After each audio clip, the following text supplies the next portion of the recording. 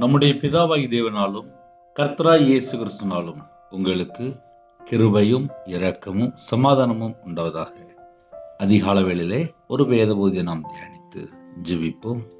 உபாகமம் 7ஆம் அதிகாரம் 25, 26 ஆகிய வசனங்களிலே, அவர்கள் தேவர்களின் விக்கிரகங்களை அக்கினியினால் சுட்டு எரிக்க கடவாய். நீ அவைகளால் சிக்கிக் கொள்ளாதபடிக்கு அவைகளில் இருக்கிற வெள்ளியையும் பொன்னையும் இச்சியாமலும் அதை எடுத்து கொள்ளாமலும் இருப்பாயாக. அவைகள் உன் தேவனாகிய கர்த்தருக்கு அருவருப்பானவைகள். அவைகளைப் போல நீ சாபத்துக்குள்ளாகாதபடிக்கு அருவருப்பானதை உன் வீட்டிலே கொண்டு போயாக. அதை சீ என்று வெறுத்து முற்றிலும் அருவருக்க கடவாய். அது சாபத்துக்குள்ளானது. ஹல்லேலூயா. கிறிஸ்துவுக்குள் பிரியமானவர்களே, இன்னைக்கு உள்ள செய்தி என்ன அப்படின்னா, நம்முடைய வீட்டிலே, அப்படி இல்லைன்னா வியாபார ஸ்தலம், இல்லை நீங்க இருக்கிற இடத்துல கர்த்தருக்கு பிரியமில்லாத எந்த ஒரு காரியமும் இருக்கக்கூடாது. விக்கிரகத்தை சொல்லும்போது அருவருப்பானவைகள் என்று சொல்கிறார். ஒரு மனுஷனுடைய வாழ்க்கையிலே ஆசீர்வாதத்தை பெற்றுக்கொள்ளணும் அப்படின்னா, கர்த்தரை விட்டு தள்ளி போற காரியமோ, கர்த்தரை விட்டு பிரிக்கக்கூடிய காரியமோ, சாபத்துக்குள்ளான எந்த ஒரு பொருளோ, இல்ல சபிக்கப்பட்ட எந்த ஒரு தீட்டான இடமோ, அருவருப்பான இடமோ, அசுத்தமான காரியங்களோ, இது எல்லாமே விக்கிரகம் தான். அவர்கள் தேவர்களின் விக்கிரகங்களை அக்கினியினால் சுட்டெரிக்க கடவாய். புதிய ஏற்பாட்டில் நமக்கு அக்கினி அபிஷேகம் தந்திருக்கிறார். சத்துருக்களை பட்சிக்கிற அக்கினி இறங்கி வரும். எப்பொழுது? நம்ம தேவனுக்கு பிரியமானபடி வாழும்போது. சத்துருக்களை பட்சிக்க வேண்டும், அந்த அக்கினியை பட்சிக்க வரணும் அப்படின்னா, முதல்ல நம்ம என்ன செய்யணும் அப்படின்னா, நம்ம கர்த்தருடைய கரத்துக்குள்ள இருக்கணும். இன்னைக்கு நிறைய நேரத்தில் எங்க மிஸ்டேக் நடக்கு அப்படின்னா, ரெண்டு பக்கமும் இருப்பாங்க. எனக்கு இதுவும் வேணும், எனக்கு அதுவும் வேணும்.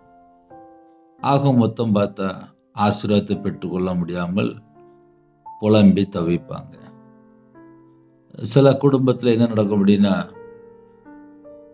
எப்படினாலும் வாழலாம் அப்படின்னு சொல்லிட்டு இப்போ அப்படியே வாழ ஆரம்பிச்சாச்சு. ஞாயிற்றுக்கிழமை பார்த்தா சர்ச்சைக்கு போயிடுவாங்க. அப்புறம் நேரம் கிடைக்கும்போது பார்த்தா பழைய சுபாவங்கள், பழைய எண்ணங்கள், உலக வழிபாடுகள் எல்லாத்துக்குள்ளேயும். ஏன்னா கையில் பைபிள் எடுத்து வாசிக்கிற ஒரு அனுபவம் இல்லை. பிரச்சனை எங்கே ஆரம்பிக்கும் அப்படின்னா, கையில் பைபிள் எடுத்து வாசிக்கிற ஒரு அனுபவம் இல்லை. நான் வியாபாரத்தில் நஷ்டப்பட்டு மாந்திரியத்துக்கு விக்கிரகத்துக்கு பணம் கொடுத்து நஷ்டப்பட்டு ஊழியத்துக்கு வந்ததுனால, விக்கிரகத்தினுடைய காரியங்கள் ஒரு மனுஷனுடைய வாழ்க்கையில் இருக்குமானால் அது எந்த அளவுக்கு சாபத்தில் இருக்கும் என்பது என் வாழ்க்கையில் நான் ரியலாக பார்த்த காரியங்கள். எனக்கு தெரிஞ்சு சின்ன வயசில் ஒரு 2 வயசுல 3 வயசுல இருந்து ஃபேமிலியில் எல்லாரும் சர்ச்சுக்கு போயிட்டு இருந்தாங்க. நானும் போயிட்டு தான் இருந்தேன். ஆனால் வியாபாரத்தில் இருக்கும்போது கூட இருக்கிற நபர், விக்கிரகத்தில் உள்ள ஒரு நபர், அவர் என்னெல்லாம் கொடுக்குறாரோ எல்லாத்தையும் வாங்கி வாங்கி வைப்பேன். லாஸ்ட்டு மாந்திரியத்துக்கு விக்கிரகத்துக்கெல்லாம் பணம் கொடுத்தேன். ₹1 2 இல்லை, கிட்டத்தட்ட ஒரு 13 லட்ச ரூபா கொடுத்துருக்கேன். அதனால் சாபத்துக்குள்ளே வாழ்ந்து நஷ்டப்பட்டு வேற தேசத்தில் தூக்கி வீசிட்டார். அதுக்கப்புறம் 40 நாள் பாஸ்டிங் போட்டு, இனிமேல் நான் பூமிக்கு வேலை செய்ய மாட்டேன், நான் பரலோகத்துக்கு தான் வேலை செய்வேன்னு சொல்லி கேட்டு கண்ணீரோடு தேவனுடைய சமூகத்தில் அர்ப்பணித்து தாழ்த்தி ஊழியத்தில் வந்திருக்கேன் 2016. அதனால் ஒரு மனுஷனோட வாழ்க்கையிலே வெறுக்க வேண்டிய காரியத்தை வெறுக்கணும். வெறுக்க வேண்டிய காரியத்தை வெறுத்தால் மட்டும்தான் ஆசீர்வாதத்தை சுதந்திரித்து கொள்ள முடியும். ஆசீர்வாதத்தை சுதந்திரித்து கொள்ளணும் அப்படின்னாலே முதல்ல ஒரு குடும்பம் என்ன யோசிக்கணும் அப்படின்னா, நம்ம கூட இருக்கிற நபர்கள் யாரு, நம்ம வீட்டில் இருக்கிற பொருள்கள் எல்லாமே தேவன் தந்தது தானா? ஒரு 3 வருஷம் 4 வருஷம் முன்பாக வீட்டில் அநேக காரியங்கள் க்ளீன் பண்ணும்போது தேவையில்லாத பொருட்கள் என்ன இருக்குது வீட்டில், தேவையில்லாத காரியங்கள் என்ன இருக்குது, எல்லாத்தையும் கழிச்சிட்டு இருந்தேன் உட்காந்து. அது புக்ஸாக இருக்கலாம், இல்லை யாராவது நமக்கு தந்த காரியமாக இருக்கலாம். வீட்டுக்குள்ளே என்னெல்லாம் தேவையில்லாமல் இருக்குது, நிறைய க்ளீன் பண்ணி தேவையில்லாத பொருள்லாம் கழிச்சிட்டு இருந்தேன். இதை ஏன் உங்களுக்கு சொல்லித்தரேன் அப்படின்னா, ஒரு மனுஷனுடைய வாழ்க்கையிலே ஆசீர்வாதத்தை பெற்றுக்கொள்ளணும் அப்படின்னா, நம்ம வீட்டில் இருக்கிற ஒவ்வொரு பொருளும் தேவன் நம்ம குடும்பத்துக்காக தந்ததா இருக்கும். அப்படி இருக்கும்போது ஆசீர்வாதம். சில குடும்பத்தில் என்ன பண்ணுவாங்க அப்படின்னா, படிக்கிற பிள்ளைகளாக இருக்கலாம், காலேஜ் படிக்கிற பிள்ளைகளாக இருக்கலாம், இல்லை கூட யாராவது ஏதோ ஒரு gift மாதிரி கொடுத்துருப்பாங்க. தேவையில்லாத எந்த ஒரு காரியமும் நம்முடைய வாழ்க்கையில் இருக்கக்கூடாது. நல்லா க்ளீன் பண்ணி பார்க்கணும் வீடை, வேறு வழியே இல்லை. 10 வருஷமா ஒரு டைரியில் வச்சுருப்பாங்க, இது என் ஃப்ரெண்டு தந்தது அப்படின்னு சொல்லி வச்சுருப்பாங்க. ஒவ்வொரு காரியமும் தேவன் தந்ததா, இது எனக்கு தேவன் தந்ததா, இது என் வாழ்க்கையில் எனக்கு ஆசீர்வாதமாக இருக்கா, இது கர்த்தருக்கு பிரியமானதா அப்படின்னு சொல்லி கொஞ்சம் நம்ம யோசித்து பார்த்தாலே நம்ம ஆட்டோமேட்டிக்காக தேவன் பக்கம் நம்ம மனம் திரும்பிட்டு இருப்போம். அது சாபத்துக்குள்ளானது அப்படின்னு சொல்லி எழுதப்பட்டிருக்கு. எது சாபத்துக்குள்ளானது? விக்கிரகத்துக்குள்ளேருந்து எதெல்லாம் எடுத்துட்டு வராங்களோ, எதெல்லாம் வீட்டில் வச்சிருக்கிறாங்களோ, அது எல்லாமே சாபத்துக்குள்ளானது. சாபம் அப்படின்னா என்னென்ன அப்படின்னா, ஆசீர்வாதம் இருக்காது. தேவன் ஒரு வீட்டுக்குள்ள இருக்கணும், என் வீட்டுக்குள்ள இயேசு கிறிஸ்து மகா பிரபு வரணும் அப்படின்னா, என் வாழ்க்கையில கர்த்தருக்கு பிரியம் இல்லாத எந்த ஒரு காரியமும் இருக்கக்கூடாது. வீட்டில் இருக்கிற ஒவ்வொரு காரியமும் தேவன் எனக்கு ஆசீர்வதித்து தந்தால் மட்டும்தான் எல்லா விதமான நன்மைகளை நான் பெற்றுக்கொள்ள முடியும். உங்க வீட்டில் இருக்கிற ஒவ்வொரு பொருள்கள், ஒவ்வொரு காரியமும் அது எங்கேருந்து வந்தது, அதை கொஞ்சம் யோசித்து பார்க்கணும். ஏன்னா சாபத்துக்குள்ளானதை வீட்டில் வச்சுட்டு அப்புறம் பார்த்தா புலம்பிட்டு இருப்பாங்க. என் வீட்டுக்குள்ள எதனால வரக்கூடிய பணங்கள் வெளியில போயிருது, எதனால நஷ்டமாகுது அப்படின்னு சொல்லி நிறைய யோசிச்சுட்டு இருப்பாங்க. வீடு கட்டும் போதே நிறைய செஞ்சிருவாங்க. அதுக்கப்புறம் பார்த்தா அந்த வீட்டில் தான் 30-40 வருஷம் வாழ்ந்துட்டு இருப்பாங்க. இவங்களுடைய நம்பிக்கை ஃபுல்லாவே தேவன் மேல இருக்காது. யாரோ ஒருத்தவங்க ஒன்று சொல்லியிருப்பாங்க, ஒரு கதை மாதிரி சொல்லியிருப்பாங்க, ஒரு கற்பனையில சொல்லியிருப்பாங்க. அதை ஃபுல்லாக இவங்க செஞ்சு வச்சுட்டு அது மேலே நம்பிக்கையில் இருப்பாங்க. லாஸ்ட்டு பார்த்தா கர்த்தரை மறந்துடுவாங்க. இப்போ இந்த பிரச்சனை எங்கனே ஆரம்பிக்கு அப்படின்னா, யாரெல்லாம் நமக்கு ஐடியா கொடுக்குறாங்களோ அது எல்லாமே பைபிளில் இருக்கான்னு சொல்லி கொஞ்சம் ஆராய்ந்து பார்க்கணும். அவர்கள் தேவர்களின் விக்கிரகங்களை அக்கினியினால் சுட்டெரிக்க கடவாய். முதல்ல எந்த ஒரு விக்கிரகத்தினுடைய காரியமும் உள்ள வரக்கூடாது. அதுக்கப்புறம் சின்ன ஆலோசனை தராரு. நீ அவைகளால் சிக்கிக்கொள்ளாதபடிக்கு. எவைகளால் சிக்கிக்கொள்ளாதபடிக்கு? ஒரு வாலிப மகள் காலேஜ் படிச்சுட்டு இருந்தா, அப்படியே ஃப்ரெண்டு வீட்டுக்கு போனேன். அங்க உள்ள காரியங்கள் அவங்க கொடுத்ததெல்லாம் வாங்கி சாப்பிட்டுட்டு லாஸ்ட் அங்கேயே போய் செட்டில் ஆயிட்டா. என்னன்னு சொல்லி பார்க்கும்போது அந்த மகளுக்கு எல்லாமே தெரியும். ஆனால் அந்த மகள் எங்க போய் பழகுனாலோ அதே இடத்துக்குள்ளே போய் சேர்ந்துட்டா. அப்படின்னா என்ன அர்த்தம் அப்படின்னா, கர்த்தரை விட்டு தள்ளி போயிட்டா, அங்க போய் சிக்கிக்கிட்டா. அதான் அழகா எழுதப்பட்டிருக்கு. நீ அவைகளால் சிக்கி கொள்ளாதபடிக்கு. அங்க போய் சிக்கிக்கிட்டா அப்படின்னா என்ன அர்த்தம் அப்படின்னா, அங்க போய் கல்யாணம் முடிச்சு அங்கேயே செட்டில் ஆயிடுச்சு, முடிஞ்சிச்சு. அந்த மகளுடைய வாழ்க்கை கர்த்தரை விட்டு பிரிந்து போயிட்டா.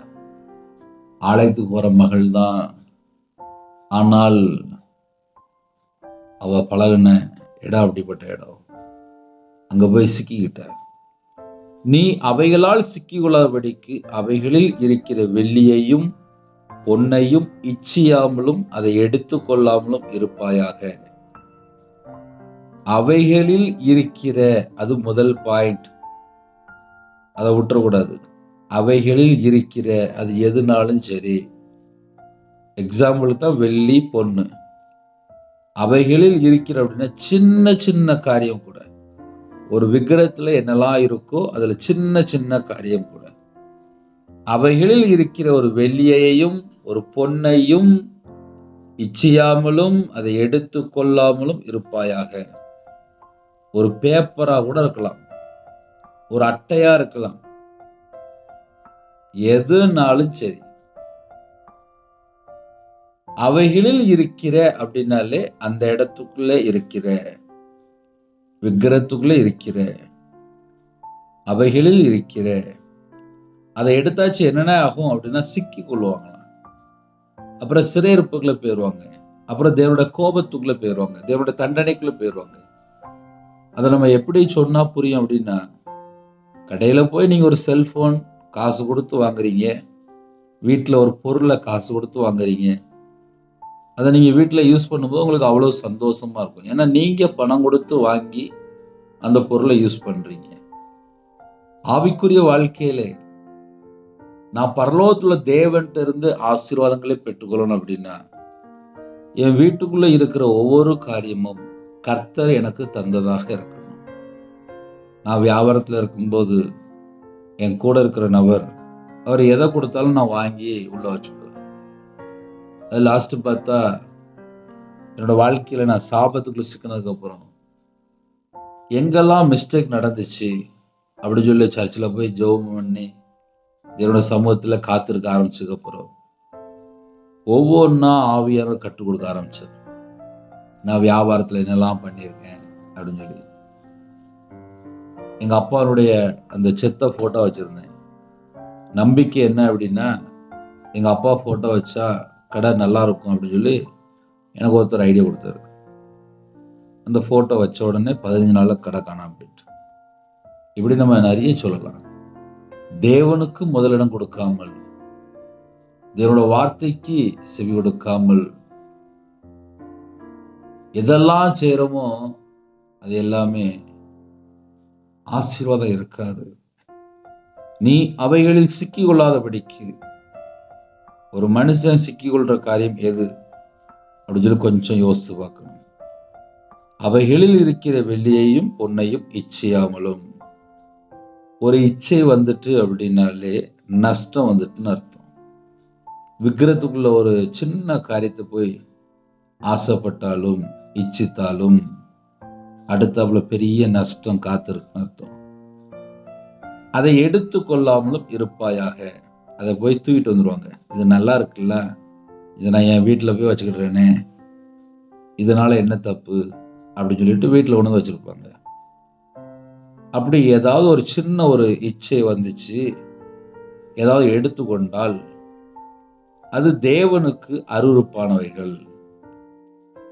விக்கிரத்துக்குள்ள எதெல்லாம் இருக்கோ அது எல்லாமே அருவருப்பானவைகள். அது ஒரு வீட்டுக்குள்ள உள்ள என்டர் ஆயிட்டு அப்படின்னா சாபமும் உள்ள வந்துட்டுன்னு அர்த்தம்.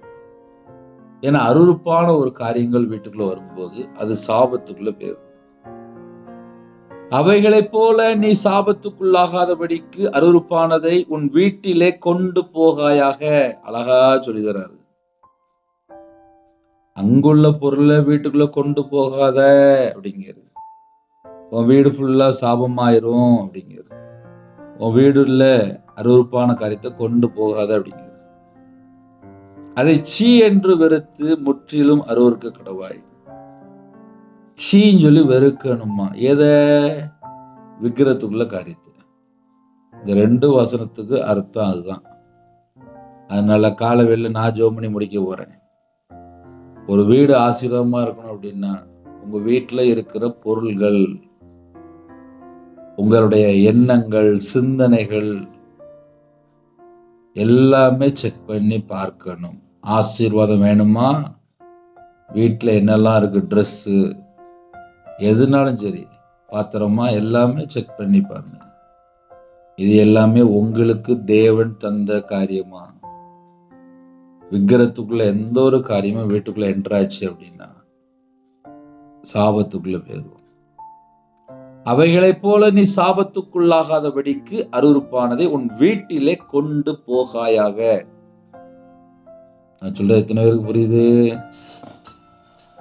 நான் வியாபாரத்துல இருக்கும்போது மாந்திரீகத்துக்கு லட்ச லட்சமா பணம் கொடுத்தவன். அதனால வியாபாரத்துல இருக்கும்போது இந்த விக்கிரத்துக்குள்ள எதெல்லாம் கொடுப்பாங்க, எதெல்லாம் வீட்டுல கொண்டு போய் வைப்பேன், எதெல்லாம் வியாபாரத்துல வைப்பேன், எல்லாம் எனக்கு தெரியும். நான் மாந்திரியத்துல கஷ்டப்பட்டிருக்கேன், பல லட்சங்கள் கொடுத்துருக்கேன். ஏகப்பட்ட காரியம் வியாபாரத்தில் இருக்கும்போது மாந்திரியத்தில் பணம் கொடுத்ததுனால நிறைய கொடுத்துருக்கேன், செஞ்சு வச்சிருக்கேன். அதெல்லாம் சேர்ந்து மொத்தமாக நஷ்டப்பட்டு நடுரோட்டுக்கு வந்தேன். அதனால ஆசீர்வாதத்தை பெற்றுக்கொள்ளணும் அப்படின்னா வியாபார ஸ்தலமாக இருக்கலாம், கம்பெனியாக இருக்கலாம், கடையாக இருக்கலாம், வீடாக இருக்கலாம், உங்கள் செல்ஃபோனில் கூட தேவையில்லாத எந்த ஒரு பிக்சரோ எந்த ஒரு காரியமும் இருக்கக்கூடாது. படிக்கிற பிள்ளைகளா, காலேஜ் படிக்கிறீங்களா, புக்ஸ் இருக்கா, அந்த புக்ஸை மட்டும் படிங்க. தேவையில்லாமல் அதில் கொண்டு போய் எது வைக்கிறது வேண்டாம். அப்புறம் சிந்தனையில் போராட்டம். சில குடும்பத்தில் தூங்கும்போது நான் விக்கிரத்தின் ஆவியை பார்த்தேன், நான் வலு சர்ப்பத்தை பார்த்தேன், நான் செத்த ஆவியில பார்த்தேன், நான் அசுத்தாவியில பார்த்தேன், எனக்கு நைட்டு தூக்கம் வரல அப்படிம்பாங்க. அதுக்கு பின்னாடி என்ன காரணம், என்ன காரியம் அப்படின்னா ஏதோ ஒரு காரியம் பின்தொடருன்னு அர்த்தம். அது வீட்டில் என்ன இருக்கு, அவங்க இதயத்துக்குள்ள என்ன இருக்கு. சில குடும்பத்தில் என்ன பண்ணுவாங்க அப்படின்னா நல்ல நாடகம் பார்ப்பாங்க. சில குடும்பத்தில் காலையில் நல்ல விக்கிரத்துக்குள்ள காரியம் எல்லாமே உள்ள அட்டன் பண்ணுவாங்க. அப்புறம் பார்த்தா அந்த வீட்டில் தரித்திரம், பஞ்சம், கஷ்டம் எல்லாம் உள்ள சேர்ந்து வந்துடும். தேவன் ஆவியா இருக்கிறார். அவரை தொழுது கொள்கிறவர்கள் ஆவியோடும் உண்மையோடும் தொழுது கொள்ள வேண்டும். நீங்க தேவனை தொழுது கொள்ளணும் நினைச்சீங்க அப்படின்னா ஆவியோடும் உண்மையோடும் தொழுது கொள்ளணும். அதனால கர்த்தருக்கு பயந்து உலகத்தில் உள்ள உலக வழிபாடு உள்ள காரியங்களை வெறுத்து அதை சீன்னு சொல்லி வெறுக்கணும். அதை சீன்னு சொல்லி வெறுக்கல அப்படின்னா அது எங்கேயோ ஒரு இடத்துல தொடருதுன்னு அர்த்தம். முதல்ல அதை நோட் பண்ணிக்கணும். நீ அவைகள் சிக்கி கொள்ளாதபடிக்கு ஒரு மனுஷன் அதில் சிக்கி கொண்டான் அப்படின்னா அவங்க வீட்டில் பார்த்தா தரித்திரம், பஞ்சம், கஷ்டம், வறுமை, வேதனை, நிம்மதி இருக்காது. கண்ணீர், கஷ்டங்கள், போராட்டங்கள், நிந்தைகள், அவமானங்கள் இதெல்லாம் என் வாழ்க்கையில் நான் ரியலாக அனுபவிச்சிருக்கேன். அதனால வசனத்தின்படி என் வாழ்க்கையில் நான் ஆசீர்வதிக்கப்பட்ட சந்ததியாக வாழ்ந்திருக்கேன். விக்கிரத்துக்கு மாந்திரியத்துக்கு பணம் கொடுத்து சாபத்திலையும் வாழ்ந்திருக்கேன். அதனால இந்த வசனத்தை பேசும்போது நான் விக்கிரத்துக்குள்ள இருக்கும்போது நடுரோட்டுக்கு கஷ்டப்பட்டு மாந்திரியத்துக்கு பணம் கொடுத்து கஷ்டப்பட்டு நடுரோட்டுக்கு வந்திருக்கேன். அதனால இந்த வசனத்தை யாரெல்லாம் கேட்குறீங்களோ உங்க வாழ்க்கையிலே கர்த்தருக்கு முதலிடம் கொடுங்க. மனுஷனை நம்பி பின்னாடி போய் கண்ணீர் வாழ்க்கையா இருக்கும். நீ ஏமாத்திட்டாங்க, நான் ஏமாந்துட்டேன் அப்படிம்பாங்க. லாஸ்ட் என்னன்னு சொல்லி பார்க்கும்போது விக்கிரத்துக்குள்ள போயிருப்பாங்க, உலக வழிபாடுகளுக்குள்ள போயிருப்பாங்க, மாந்திரியத்துக்கு போயிருப்பாங்க, மனுஷனை நம்பி போயிருப்பாங்க, சொன்னதெல்லாம் கேட்டிருப்பாங்க, கையில் பைபிள் எடுத்து வாசிக்க மாட்டாங்க, நாள் பார்க்கிறது, நேரம் பார்க்கறது எல்லாமே போட்டிருக்கு, அஞ்சனம் பார்க்கிறது எல்லாமே பைபிளில் போட்டிருக்கு. அது எல்லாமே தேவனுக்கு பிரியம் இல்லாத காரியம். தேவனுக்கு பிரியமான காரியம் ஒரு மனுஷன் செய்தால் அந்த குடும்பம் ஆசீர்வதிக்கப்படும்.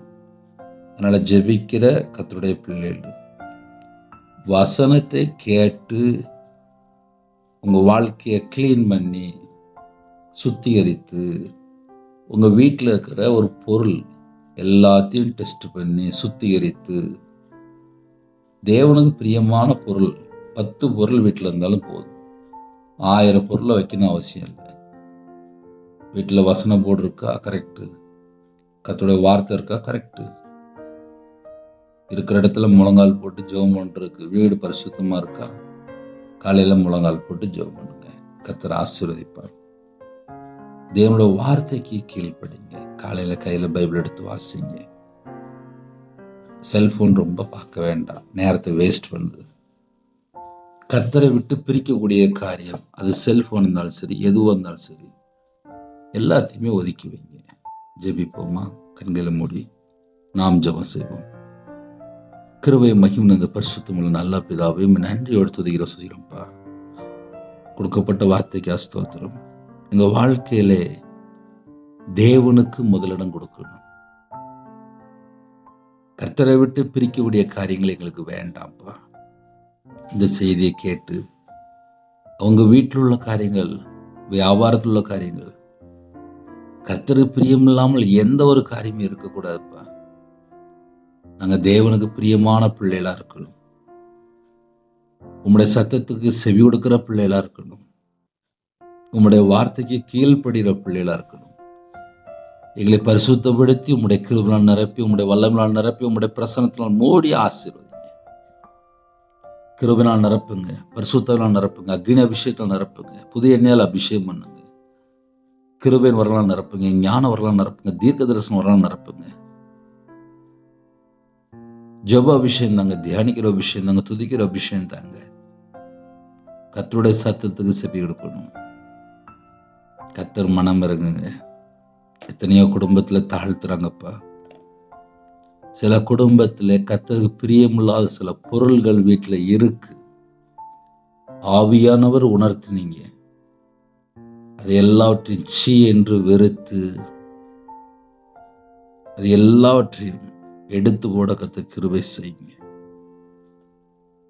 இந்த நாளை ஆசீர்வதித்தாங்க. பிறந்த நாள், திருமண நாள் யாரெல்லாம் கொண்டாடுறாங்களோ கர்த்தர் கூட இருக்கணும்ப்பா. வருஷம் முழுவதும் நன்மையை பெற்றுக்கொள்ளணும், இரட்டிப்பான நன்மையை பெற்றுக்கொள்ளணும். தேவனுடைய சத்தத்துக்கு செவி கொடுக்கணும். கிருபை தாங்க. கற்பத்தின் ஜெபிக்கிறாங்க. தேவன் மனமிறங்கி ஆசீர்வதிங்க. மாசமா இருக்காங்க, கர்த்தர் ஆசீர்வதிங்க. சில குடும்பத்திலே போராடி ஜெபிக்கிறாங்க. கர்த்தர் மனமிறங்க. இந்த நாள் முழுதும் தேவனுடைய கரம் பிள்ளைகளோட கூட இருக்கட்டும்.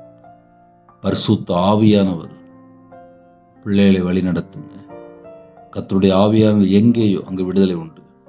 குமாரன் உங்களை விடுதலை ஆக்கினால் மெய்யாகவே விடுதலை ஆவீர்கள். சத்தியத்தை அறிவீர்கள், சத்தியம் உங்களை விடுதலை ஆக்கும்.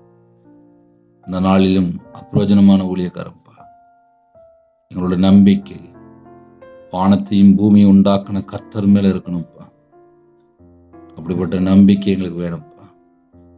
தேவன் ஆவியா இருக்கிறீங்கப்பா. உண்மை தொழுது கொள்ள, ஆவியோடும் உண்மையோடும் தொழுது கொள்ள எங்களுக்கு கிருபைகளினால் நிரப்புங்க. எங்களை பரிசுத்தப்படுத்தி ஆசீர்வதிங்க. இணைஞ்சுகிற குடும்பங்கள் ஆசீர்வதிக்கப்படட்டும். கர்த்தருக்கு பிரியமில்லாத சபிக்கப்பட்ட ஒரு பொருள் கூட எங்களுடைய வாழ்க்கையில் எங்களுக்கு வேண்டாம்ப்பா. கர்த்தர் மன்னிங்க, மன்னித்து ஆசீர்வதிங்க. தாழ்த்துறாங்க. நிறைய குடும்பத்திலே வீட்டுக்குள்ளே விக்கிரமான காரியம் இருக்குப்பா. அது அவங்களுக்கு தெரியுது, என்ன செய்யன்னு தெரியலப்பா. அது எல்லாவற்றையும் வெறுத்து நீக்க கர்த்தர் கிருபை செய்யுங்க. சரீரத்தில் பலவீனத்தோடு படுத்த படுக்கையில் இருக்கிறாங்க. கர்த்தர் ஒவ்வொரு குடும்பத்தையும் தொட்டு சுகமாக்கித்தாங்க. வெளியில புறப்படுறாங்க, கர்த்தர் புறப்பட்டு போங்க. முன்னும் பின்னுமா தேவ தூதரை நிப்பாட்டுங்க. வேலைக்கா ஜெபிக்கிறாங்க, வாசல் திறந்து கொடுங்க. வேற வேற நாட்டுக்குள்ள இருக்கிறாங்க, அவங்க இருக்கிற பட்டணத்துல ஆசீர்வதிக்கப்படட்டும்ப்பா. காலவேளையில இதயத்துக்குள்ளே நிறைய காரியங்களை யோசிக்கிறாங்க.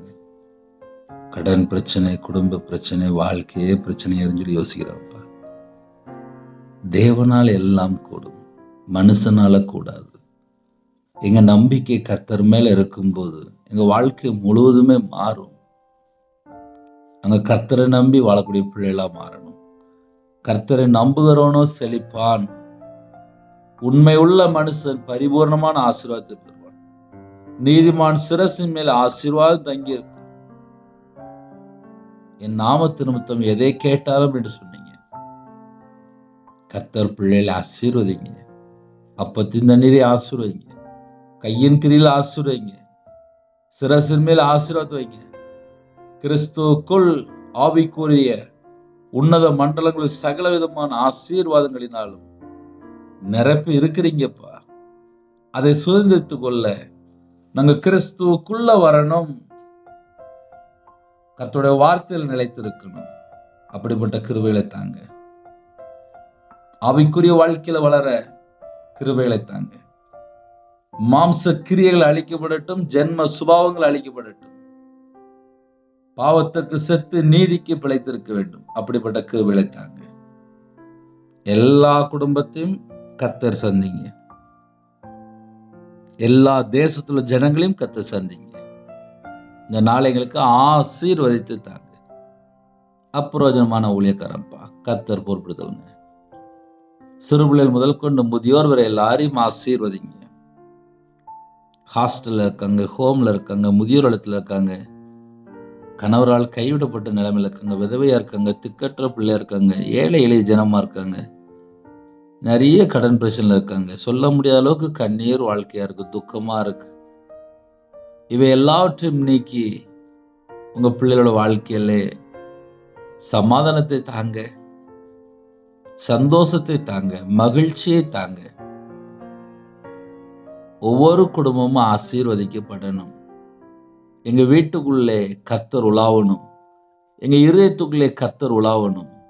கர்த்தருக்கு பிரியமில்லாமல் ஒரு பேப்பரோ ஒரு பேனாவோ விக்கிரத்தினுடைய எந்த ஒரு காரியம் எங்களோட வாழ்க்கையில இருக்கக்கூடாது. எல்லாவற்றையும் நீக்கி போட கர்த்தர் கிருபை செய்யுங்க. கர்த்தர் பொறுப்படுத்துங்க. இணைந்திருக்கிற எல்லா ஜனங்களையும் கர்த்தர் ஆசீர்வதிக்கணும். வேற வேற பட்டணத்துல இருக்கிறாங்க, வேற நாட்டுக்குள்ள இருக்கிறாங்க. அவங்க இருக்கிற இடத்துல ஆசீர்வாதத்தை கட்டளிடுங்க. கடைசி காலத்திலே தேசத்துக்கு தேசம் யுத்தம் நடக்கு. இதெல்லாம் கர்த்தருக்கு தெரியும்பா. கர்த்தர் ஒவ்வொரு தேசத்தையும் சமாதானத்தை கட்டிடுங்க. கர்த்தர் ஆசீர்வதிங்க. கர்த்தர் பொறுப்படுத்துவாங்க. துதிகான மகிமை எல்லாம் கர்த்தரா இயேசு கிறிஸ்து ராஜா ஒருவருக்கே செலுத்திடும். இயேசு கிறிஸ்து பிதாவே ஆமென். தேவனுக்கே மகிமை உண்டதாக. கர்த்தர் தாமே உங்களையும் உங்கள் குடும்பத்தையும் சகல காரியத்தையும் சம்பூர்ண அதிருப்தியாக கர்த்தர் கொடுத்து ஆசீர்வதிப்பாராக. ஆமென். கிறிஸ்துவில் பிரியமானவர்களே, அதிகால வேளையிலே இந்த வசனத்துக்கு யாரெல்லாம் கீழ்ப்படுறீங்களோ உங்க குடும்பம் ஆசீர்வாதமா இருக்கும். தேவனுக்கு பிரியமில்லாமல் என்னென்ன காரியம் இருக்கோ எல்லாமே செக் பண்ணி பாருங்க. ஒரு கடையில் போய் ஒரு பொருள் வாங்கும்போது எப்படி செக் பண்ணி பார்க்குறீங்களோ அதே போல் வீட்டுக்குள்ளே என்னெல்லாம் இருக்குது எல்லாம் செக் பண்ணி பாருங்க. தொடர்ந்து இணைந்திருங்கள். கர்த்தர் உங்கள் குடும்பத்தை ஆசீர்வதிப்பாராக. ஆமென். God bless you.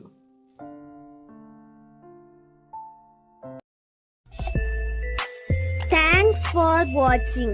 Please subscribe our channel. Click the like and share. Click the bell. God bless you.